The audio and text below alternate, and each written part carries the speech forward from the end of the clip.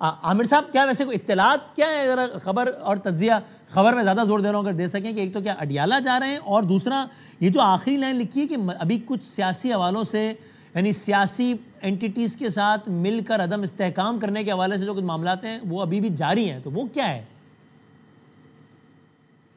دیکھیں میں اڈیالہ اور اس سے زیادہ بہتر سمجھتا ہوں کہ اس پہ بات کی جائے جو آپ نے آخری پیرے کی بات کی ہے صحیح ہے اس کا ڈاٹ کنیکٹ کریں D G I S P R کی جمعے والے دن کی پریس کانفرنس میں جس میں پوچھا گیا تھا کہ 9 مئی کے لوگوں کے جو پلانر تھے ایگزیکیوٹر تھے ان کے اوپر سزائیں نہیں ہوئیں تو کیا کر رہے ہیں آپ؟ تو انہوں نے کہا سویلین کورٹس میں جتنے کیسز ہیں وہ آپ اعظم نذیر تارڑ سے پوچھ رہے ہیں اٹارنی جنرل سے، لیکن جو ملٹری کے کیس ہیں وہ ہم ساروں کی سزائیں دے چکے ہیں، لیکن صرف جنرل فیاض حمید کی حد تک ہمارے پاس 9 مئی کا کیس ہے۔ تو اس کو آپ ملا لیں اس پیرے کے ساتھ، تو پھر اس کو آپ ملا لیں عمران خان کے ساتھ۔ آپ نے ابھی فیصل واڈا کی بھی گفتگو سنائی، اطہر من اللہ کے لیے انہوں نے ٹویٹ بھی کیا، اطہر لکھا قلم کے ساتھ اور یہاں بولا کہ ریزائن کرنے والے۔ تو بینیفیشری شوکت عزیز صدیقی کے کون تھے؟ اس بات کو بھی آپ مد نظر رکھیے گا کہ جب ان کو نکالا گیا تو اس کے بڑے بینیفیشری اطہر من اللہ صاحب تھے اور ان کے اوپر ہی آیا۔ پھر جب 12 اگست ہوئی تو پھر 26 نومبر بھی ہوا تھا، کیونکہ اس وقت یہ باتیں آئی تھیں کہ یہ اسی لیے کیا گیا کہ فیاض حمید صاحب کا کیس شروع ہو گیا ہے اور عمران خان کو پتہ ہے کہ وہ کہاں جائے گا کیس۔ تو پھر آپ اس کو میرے پاس یہ خبر نہیں ہے کہ وہ اڈیالہ جائیں گے، کسی بھی جیل میں جا سکتے ہیں، لیکن اگر ملٹری کورٹ میں عمران خان کا کیس چلا گیا تو وہ اٹک قلعے میں بھی چل سکتا ہے دونوں کا، کوئی ایسی چمبے کی بات نہیں ہوگی کہ وہ وہاں پہ لے جائیں انہیں۔ ٹھیک ہے، اور یہ میں آگے انعام صاحب سے پوچھوں گا کہ اگر کوئی سویلین اس سے ربط جڑا اس سارے معاملے کا تو کیا اس کا بھی ٹرائل پھر ملٹری کورٹ میں چل سکتا ہے یا نہیں؟ لیکن اطہر کاظمی صاحب آپ یقین جانیں جب پہلی دفعہ باوڈا صاحب کا ٹویٹ دیکھا اور صرف اطہر لکھا ہوا ہے تو آپ ذہن میں آیا، میں نے کہا یہ اطہر بھائی کدھر آ گئے، پھر وہ سمجھ میں آیا کہ نہیں ہو تو اطہر من اللہ صاحب کی بات ہو رہی ہے۔ لیکن آپ کو آج کے اس فیصلے کے نتیجے میں سیاسی معاملہ کدھر جاتے لگتا ہے خان صاحب کا؟ یہ آپ نے جب اطہر کہا نا تو میاں جاوید لطیف صاحب بھی بڑے خوش ہوئے تھے وہ ٹویٹ پر۔ اچھا خوش تو عامر الیاس بھائی بھی ہوئے تھے لیکن وہ اپنی مسکراہٹ چھپا گئے۔ مجھے تو قلم کے ساتھ ان کے ٹویٹ میں سمجھ آ گئی تھی کہ وہ کس اطہر کی بات کر رہے ہیں۔ جی جی صحیح جی۔ اچھا، اور دوسرا یہ کہ جتنی آپ نے پیشن گوئیاں واڈا صاحب کی سنائی ہیں، میرے خیال میں تو سوچ رہا تھا کہ پروگرام ختم ہو تو واڈا صاحب سے کوئی تعویذ لے لوں، کیونکہ میرے بھی ایک تو چھوٹے چھوٹے مسئلے حل نہیں ہو رہے۔ اچھا، دوسری مسئلہ یہ کہ دیکھیں اس میں کوئی دو رائے نہیں۔ ہاں ویسے ایک زمانے میں شیخ رشید صاحب ہوا کرتے تھے، وہ آگے سب بتا دیتے تھے، تو اب ہر دور کا ایک فیصل واڈا ہوتا ہے۔ کل بھی واڈا زندہ تھا، عثمان ڈار صاحب بھی بتایا کرتے تھے۔ ہاں صحیح۔ اچھا، اس میں وسیم صاحب دیکھیں کوئی دو رائے نہیں کہ پاکستان میں تو کوئی چھوٹا سا کوئی سرکاری افسر ہو یا کوئی بھی اہلکار ہو اس کو سزا نہیں ہوتی، تو سابق D G I S I کو اتنا لمبا مقدمہ چلنا، سزا ہونا، یہ میرے خیال میں کافی زیادہ سگنیفیکنٹ ہے اور شو کرتا ہے کہ ادارے کے اندر ایک ہے خود احتسابی کا ایک عمل ہے، اس کے تحت ان کو سزا سنائی گئی۔ باقی اب ان کے جو سیاسی رابطے تھے، دیکھیں پی ٹی آئی کا نام تو ہر کوئی لیتا ہے لیکن ان کے سیاسی رابطے تو نون لیگ کے ساتھ بھی تھے۔ ایون کہ خواجہ آصف صاحب نے بطور وزیر دفاع آ کے ٹی وی پہ بتایا کہ مجھ سے انہوں نے 2019 میں مجھے حکومت آفر کی پنجاب کی، یعنی پی ایم ایل این کو، اور پھر کہا کہ بعد میں آپ وفاق کو لے لیجئے گا۔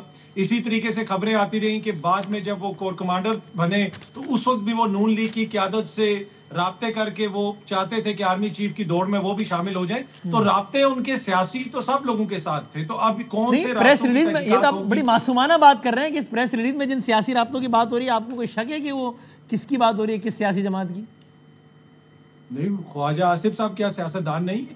2019 میں انہوں نے ٹی وی پہ، نیشنل ٹی وی پہ آ کے بتایا کہ جناب 2019 میں جنرل باجوہ کے سسر کے گھر میں ہماری میٹنگ ہوئی اور ہمیں آفر کیا گیا کہ پہلے پنجاب لے لو، دسمبر تک تمہیں وفاق دے دیں گے۔ کیوں نہیں لیا پھر انہوں نے پنجاب خواجہ آصف صاحب نے؟ وہ خواجہ آصف صاحب نے یہ ٹی وی میں آ کے بتایا تھا، شاہ زیب خانزادہ۔ جی لیکن اس سے آگے آپ کا تجزیہ پوچھ رہا ہوں کہ اگر ایسا ہی تھا تو خواجہ آصف صاحب نے بسم اللہ نہیں کی؟ وہ میرے خیال میں پھر ہو نہیں سکی، یہ تو پھر میاں جاوید لطیف صاحب بھی بتا سکتے ہیں کہ کیا ہے، لیکن میرے کہنے کا مقصد یہ ہے کہ اس میں تو کوئی دو رائے نہیں کہ جنرل فیض کا سیاست میں کردار تھا، سیاست کے اندر ان کے رابطے تھے۔ اب آگے یہ چیز کدھر جائے گی، کیا اس سے پاکستان تحریک انصاف کی جو لیڈرشپ ہے وہ بھی افیکٹ ہوگی؟ میرے خیال میں حکومت کے بیانات سے تو لگتا ہے کہ شاید چیزیں اس طرف جائیں گی. تو آنے والے کچھ دن بڑے امپورٹنٹ ہیں, جب چیزیں کلیئر ہوں گی تو معاملات کس طرف جا رہے ہیں. صحیح ہے. اور ناظرین کچھ دن عامر صاحب آپ کچھ کہنا بھی چاہ رہے تھے, بتائیے گا, اور آپ بتائیں کہ پھر یہ آگے آپ کے خیال میں خان صاحب تک یہ دائرہ جلد پھیلتا نظر آتا ہے آپ کو, اور اگر کچھ کہنا چاہیں جاوید لطیف صاحب کی جو خواہش ہے وہ معصومانہ ہے یا حقیقت سے قریب ہے؟ دیکھیں وہ آپ نے, میں نے ویسے ایسے ہاتھ کیا تھا, آپ نے سمجھا کہ میں بات کرنا چاہ رہا ہوں, لیکن اپنی ٹرن پہ ہی زیادہ اچھی بات ہے اور وہ میں کر رہا ہوں. لیکن آپ دیکھیں میں نے آپ پہ کتنی نظر رکھی ہوئی کہ آپ کے انگلی کا اشارہ ہوا تو میں دیکھیں. بڑی مہربانی آپ کی. میں آپ نواز شریف کی وہ گفتگو پہ نظر ضرور رکھیں جو انہوں نے ارکان پارلیمنٹ جو اب جیتے تھے جو ضمنی انتخابات میں, ان سے بات کرتے ہوئے کہا تھا کہ یہ صرف عمران خان نہیں اس کے بینیفیشریز تک جائیں. تو بہت سارے لوگوں نے کہا کہ یہ تو ویسے ہی بس ان کو نکال لائے ہیں, بات کر دی ہے, اجازت مل گئی. اور میں نے اس دن کہا تھا کہ نواز شریف گفتگو برائے گفتگو کرنے کے عادی نہیں ہے, جیسے عمران خان تھے کہ روزانہ ایک خطاب کرنا ہے قوم سے. تو اس دن میں نے نام لیا تھا جنرل فیض حمید کا بھی, کہ یہ بھی ذہن میں رکھیں اور ججز کو بھی مت بھولیں. نواز شریف ویسے گفتگو کرنے کبھی بھی نہیں آتے کہ آپ یہ سمجھ لیں کہ وہ آئے اور انہوں نے بس چلو جی کچھ بات کر دی جائے. انفارمیشن بھی ہوتی ہے, مطالبات بھی ہوتے ہیں, چیزوں کا استحقاق بھی رکھتے ہیں. اور ہمیں میں ایک بہت عرصہ ان کے ساتھ ہم نے بیٹ رپورٹنگ بھی کی ہے, دیکھا بھی ہے.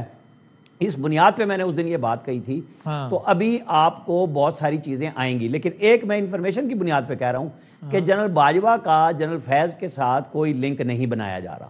وہ یہ قصہ ہے کہ جی وہ جنرل باجوہ کی پیٹھ پیچھے اپنے عہدے کو استعمال کر رہے تھے. وہ چاہے وہ آپ کہیں ڈی جی ISI کے طور پہ, کور کمانڈر پشاور کے طور پہ, بھاولپور کے. آپ کو رانا مشہود صاحب کی شاید گفتگو یاد ہوگی جب انہوں نے اپنی بیٹی کی کہا تھا کہ قسم لے لیں کہ میں عمران خان سے زیادہ اچھا آپ کو رزلٹ دوں گا اور ان کے ساتھ وہ کروں گا.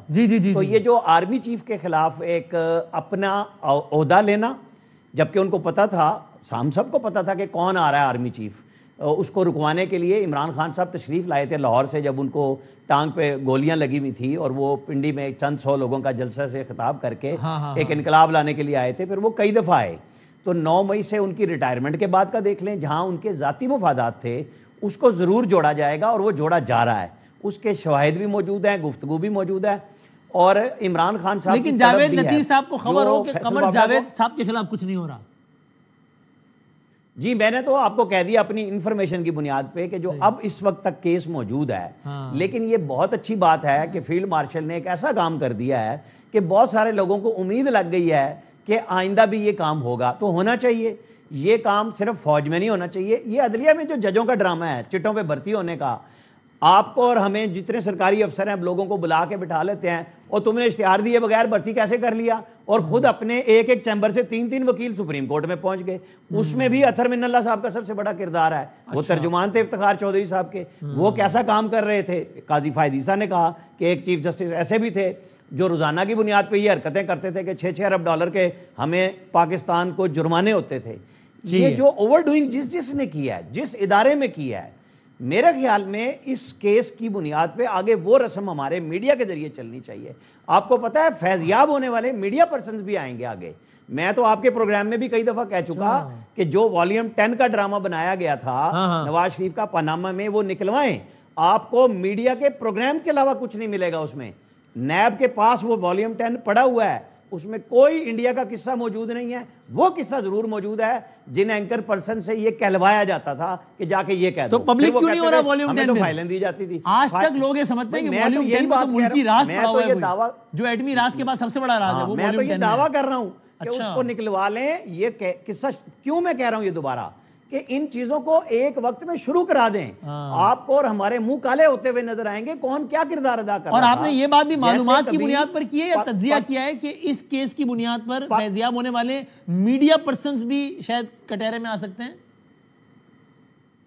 میں تو کہہ رہا ہوں کہ اب آنے چاہیے. اب وقت آ گیا کہ کوئی چیز نہ چھپے کہ کس نے کیا کس سے فائدہ لیا, کہاں کہاں کون اپوائنٹ ہوا, کون کس کے کہنے پہ نوکری پہ چلا جاتا تھا, کس کے کہنے پہ نکالا جاتا تھا. یہی تو وہ میڈیا ٹیکنیکس تھی. آج بلاول بھٹو نے کہا نہیں کہ میڈیا ہاؤسز پہ قبضے کرتے تھے. جنرل فیض کے بارے میں کہا نا کہ فرعون بنے ہوئے تھے, عمران خان فرعون بنے ہوئے تھے. ایک سیاستدان نے, ینگ سیاستدان نے بات کی ہے کہ وقت کے 2 فرعونوں کو میں نے دیکھا ہے. تو اللہ تعالیٰ ہمیں سب کے سارے فرعونوں کے یہاں مکافات عمل دکھائے, جس نے جو برا کیا اس ملک کے ساتھ, اس ملک کے اچھے لوگوں کے ساتھ.